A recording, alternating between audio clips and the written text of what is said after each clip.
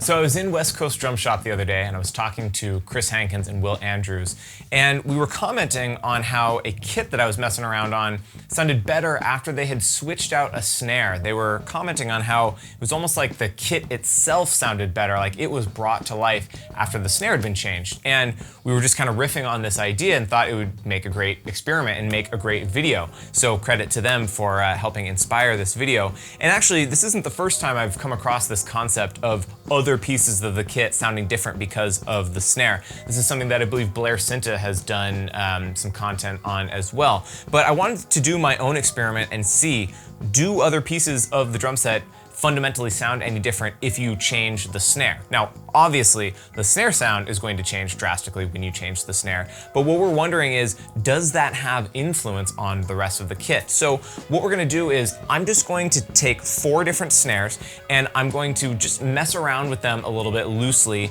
and I want you to listen specifically to not the snare, but to the other pieces of the kit. And I'm going to try and emphasize the ambient microphones more than the close mics so that you can more specifically hear to kind of the overall picture of the kit. And then what we're gonna do is we're really gonna get specific, and I'm just going to switch out the snares and just hit the toms individually and the kick individually while the different snares are on the kit, and we'll see. Does that tom, and does that kick sound different with different snares? So that is the game plan, and I've got a couple of theories on how I think it might turn out, but I'll check in with you later on those. Let me just show you what snares we're gonna use first, and then we'll jump right into it. So first one, we've got the Ludwig Black Beauty. This is sort of the gold standard for me. This is a 6.5 by 14 brass snare. I'm also going to use this 6.5 by 14 George Way, which is a wood snare, and perhaps more importantly, has 42 strand snare wires. And I feel like if anything is gonna have influence here, it may be those snare wires. I'm also going to use the Ludwig Acrolite. This is a very, very different sound than all the others. This is of course a 5 by 14 aluminum drum. And then I am also going to use this wood piccolo snare that I've made a couple of videos on now. So these all have different snare wires, of course, different hardware. They are different shell sizes, materials, pretty much everything about them is different. So let's hear what they sound like back to back.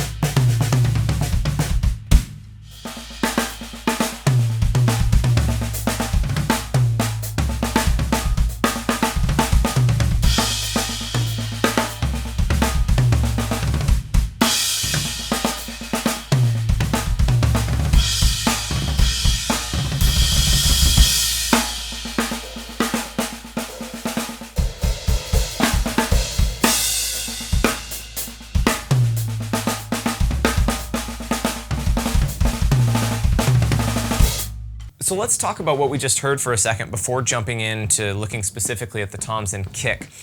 I, going in, did not think that there was going to be a fundamental difference in how the toms and cymbals sounded because of a change in snare. I did think that it was possible that the toms would be perceived as either brighter or darker based on the sympathetic snare buzz. So, of course, anytime you hit the toms or hit the kick, you're gonna get a little bit of that snare tone and that snare buzz in there. And I did think that it was possible that the perception of what the toms actually sounded like would be a little bit different because of that. But even that, I don't think was as great of an effect as I thought, and I guess we'll hear that more in the demo coming up here.